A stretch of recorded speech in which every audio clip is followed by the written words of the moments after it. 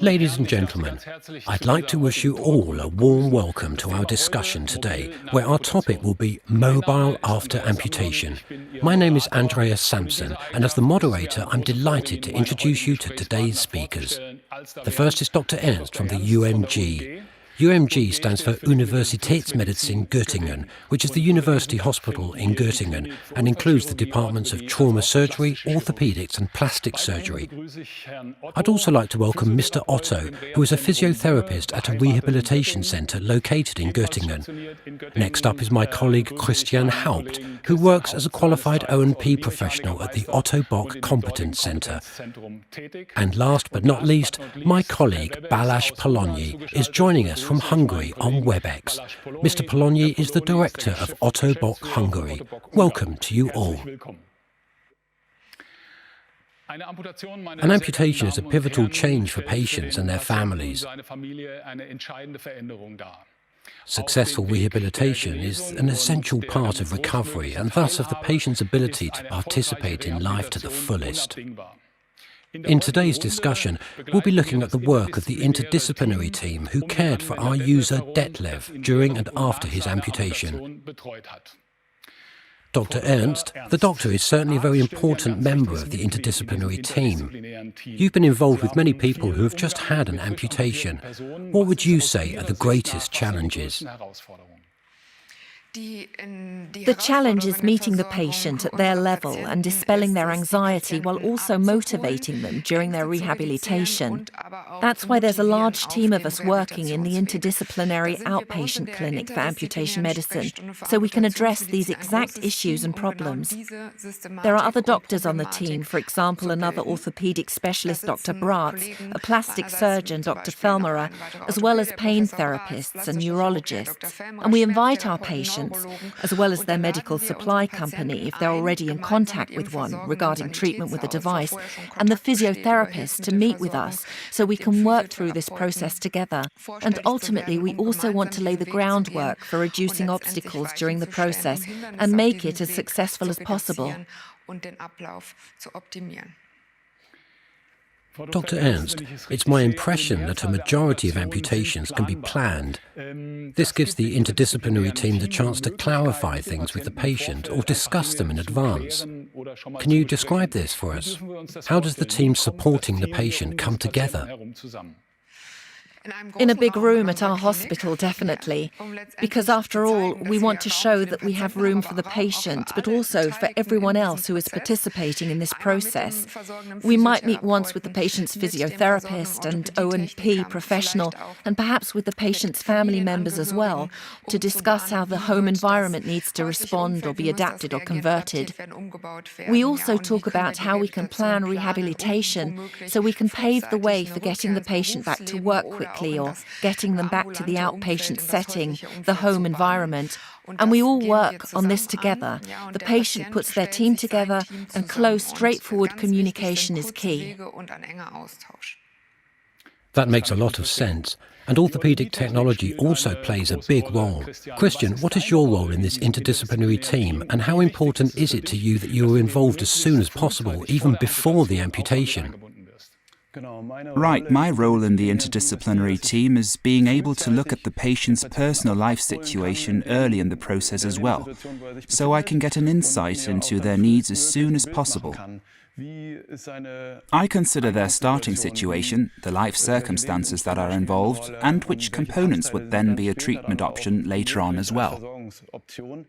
And as far as transfemoral amputations go, I have personally had very good experiences with the Kinevo, because the joint lets me support my patient.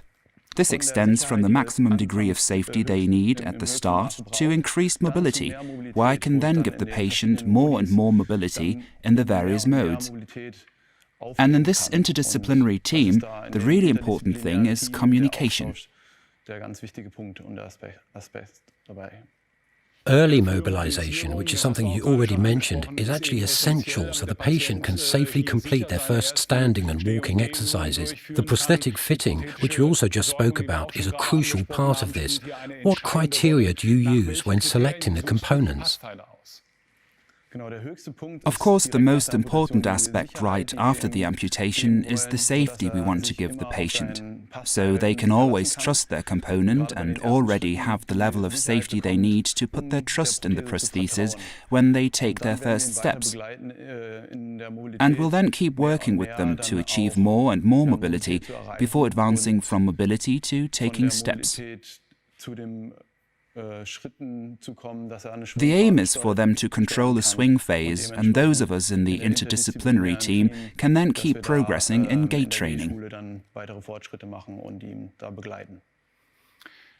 I just heard the word trust, and I think it's very, very important for your work as well, Mr. Otto. I'm sure it also makes your work easier if the patient develops a high level of trust in their prosthetic fitting as soon as possible. What role do you play in the interdisciplinary team? Right, well, my role consists of being with the patient and accompanying them directly from the beginning of rehabilitation during the first standing and walking exercises. It's difficult to define when rehabilitation starts and ends because it's clear that many patients' individual limitations mean that they also need support over a correspondingly longer period. And it quite often happens that patients who have already completed rehabilitation keep coming back to us for outpatient therapy, so they can gain more trust in their prosthesis, improve their gait pattern, or simply make the best use of the range of functions the prosthetic joint has to offer. I like how you said that mobility changes, it progresses, and patients become more mobile. How do you deal with that? Well, something that's very important for me is treating the patient where it actually makes most sense to do so.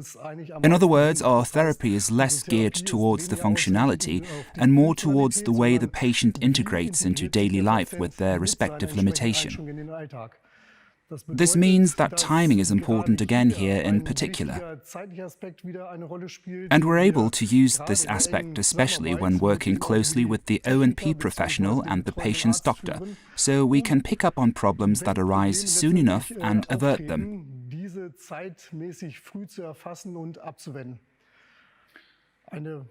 A good situation has opened up for us now. The ABC Kinevo app for transfemoral amputees recently became available for the Kinevo. This app allows us therapists to influence aspects such as the activity modes of the joint ourselves for the first time. As a result, we naturally have the best conditions in therapy to see for ourselves whether there's been improvement, so we can then address the patient's needs more individually and move the rehabilitation cycle forwards. Thank you very much for your insights so far. As we mentioned at the beginning, the focus of our discussion is Detlev, one of our users. So we prepared a few pictures that show Detlev during his rehabilitation phase. Christian and Mr. Otto, you've known the patient right from the start. Could you please introduce the patient to us and tell us a bit about the photos as well? Of course, you'll still remember exactly why Detlev first came to us and the cause of his amputation. It was a circulatory disorder, and you also remember how uncertain he was at first about the situation he was facing. And you can see well here how we began the first steps together during gait training. The Kinevo's 3 modes gave us the option of offering Detlev maximum safety to start with. And we were then able to gradually work together in gait training to see when we could go to the next step, when we could move to mode B. And it's really nice to see that he's smiling here as well. Okay, so we were able to give him the safety he needed, and he was then ready to switch to the next modes. I'm sure you'll still remember well, Marcus, how we decided together that we'd reached the point where Detlev was capable of more. That's right, and I think you could say that the way Detlev progressed rather perfectly illustrates the situation in which we use the Kinevo. I know that when we first saw Detlev, he still needed to use forearm crutches as he had high safety requirements. The entire situation and his needs then changed relatively rapidly, and we were able to switch to mode B and then gear the therapy towards a completely new functional aspect on this basis. As I mentioned before, it's always important, of course, to organize the therapy so it's oriented towards everyday life as much as possible. And this is something that's very achievable with the Kinevo and its options. From our perspective, it's always a good sign when the patient comes to see us for their progress checks, and maybe they're still in a wheelchair to start with, but then they just turn up with a cane the next time, and then they come in without any devices whatsoever and proudly tell us that they might be ready for the next mode. It's not just motivation for the patient, but actually it's also a dynamic tool that helps us support them in this process. Thank you all very much for giving us such a good insight into these pictures. The mobile after amputation concept, setting up an interdisciplinary team and providing state-of-the-art prosthetic treatment are already standard in Germany, of course. But what's the situation in other parts of the world? And that brings me to you, Balázs. How is this approach put into practice in Hungary? Well, in Hungary, we have essentially implemented the German model under very different financial conditions. We started doing this around 3 years ago. The user is fitted with a Kinevo knee joint and the varus socket right after the amputation in the interim phase. The goal here is to prevent pathological movement patterns and enable the best possible rehabilitation that's tailored to the individual requirements, which is really important. The result is that the patient can use their prosthesis without feeling anxious and with the maximum safety. Of course, the rehabilitation phase here is also supported by the interdisciplinary team the entire time, and it's very important that the knee joint is continually adapted to the user's current situation. We use the Kinevo as a diagnostic device to help us select the most suitable microprocessor-controlled knee joint or determine the best mechanical solution for the definitive adaptation if reimbursement for a microprocessor-controlled knee joint is not an option. Thank you very much, Balázs. You've basically adopted the mobile after amputation concept one-to-one, even though the situation with insurance providers is different in Hungary and Germany. But you're doing what you can to benefit patients, which is how it should be. Keep it up. We've already heard a lot about transfemoral amputees and a lot about the Kinevo. But transtibial amputees can also benefit from the mobile after amputation concept. And there's good news here. Ottobock is planning to support doctors and nurses by expanding its portfolio of lower leg prosthetics, particularly in the post-operative phase, but also for the interim phase. One example is compression therapy, which is incredibly important.